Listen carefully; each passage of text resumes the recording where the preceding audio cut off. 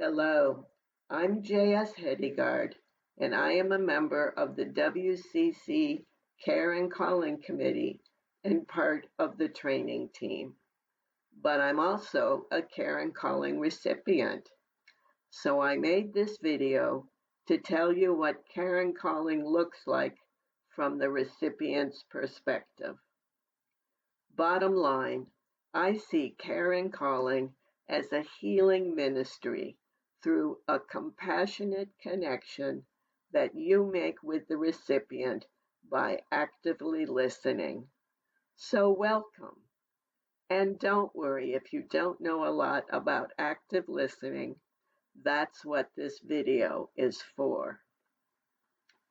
First off, a Care and Calling minister need not be theologically trained, professionally licensed, or of a particularly noble character. Instead, a Care and Calling minister has the desire to develop a big heart, big ears, and a willingness to engage in a compassionate relationship with another church member and/or family. I want to discuss all three of these points and will use the big ears active listener concept as a portal to do that. Active listening includes the following characteristics. As I go through them, see if you can incorporate some of them into how you listen to the rest of this video. Fully present. Be in the moment, fully present with your recipient. Keep personal distractions from your life outside this visit. Make eye contact. Be empathetic to your recipient's life situations, taking your cues from the recipient. Be careful that your own filters don't get in the way.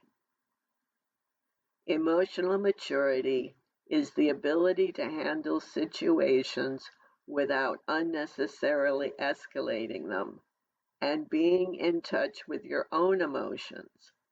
You don't deny your emotions, but you use them constructively when communicating with others. Create a path for active dialogue. After others finish talking, let them know that you heard them by mentioning the key points you heard them say and encouraging them to say more about them. Accept your humanness. After all, your recipient is human too. Nonverbal cues include facial expressions, eye and/or hand gestures, tone of voice, and body posture. Be on the lookout for sudden shifts in any of these behaviors. While this sounds like a lot, the important thing is to carry the intent of them, a visit based on actively listening, in your heart. Before you greet your recipient, think back to the earlier slide. Big heart, big ears, and compassion.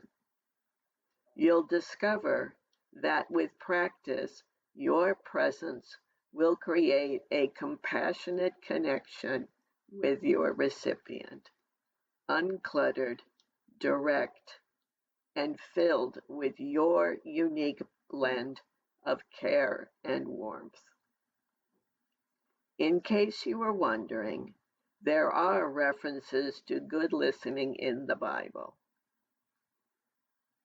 You must understand this, my beloved. Let everyone be quick to listen, slow to speak, slow to anger. A fool takes no pleasure in understanding, but only in expressing personal opinion. making your ear attentive to wisdom and inclining your heart to understanding. And my personal favorite, let anyone with ears listen. Based on your recipient's ability and interest, you may agree to communicate in a number of ways. Email, Zoom or face chat, phone, or cards can augment the compassionate connection you create in your face-to-face visits. By the way, we have special Karen calling cards. They're located outside Jeffrey's office. Jeffrey will discuss boundaries in greater detail later on, but here's my take on them as a recipient. Remember why you are here. Before you enter a recipient's home, stop for a moment, close your eyes, and quiet your mind with a couple of deep breaths. Smile and remind yourself you are here to listen and to share as a minister of WCC. Open your eyes. Now you're ready. Confidentiality.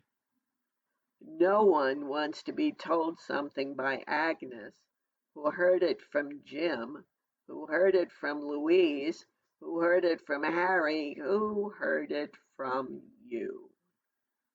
Unless there is something you feel you need to share with Jeffrey or Carol, conversations at the recipient's home stay at the recipient's home.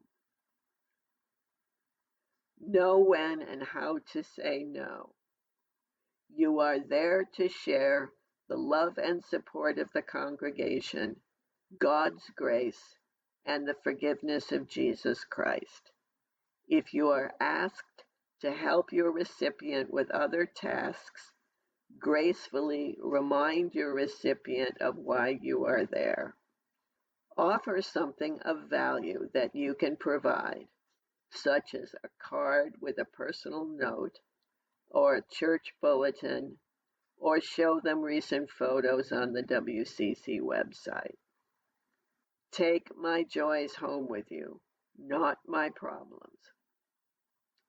You are not my therapist, or my doctor, or even necessarily my friend. You are not here to solve my problems. You are here as a representative of WCC. My problems are my own. When you leave, let them go, unless there is something you wish to take up with Jeffrey and Carol. Always ask before touching.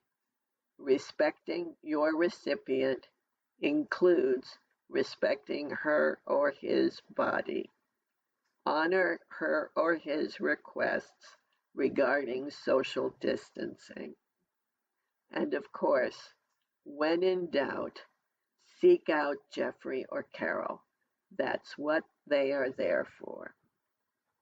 These recipient testimonials demonstrate the power of compassionate connections. I've underlined the key portions of each statement, which I will read aloud. A caller, just by being himself or herself, brings WCC to my home. They are interested in my life. They are a continuing tie to the church that tells you you are a valued part of the church community. Those testimonials tie back to the earlier slide. Be yourself. Big heart. Show interest. Big ears. Make the recipient feel valued. Compassionate relationship. Care and calling. easier than you might think, more rewarding than you can imagine. Thank you for actively listening to this video. Do you have any questions, observations, or something else to share? We'd love to hear from you. And again, thank you.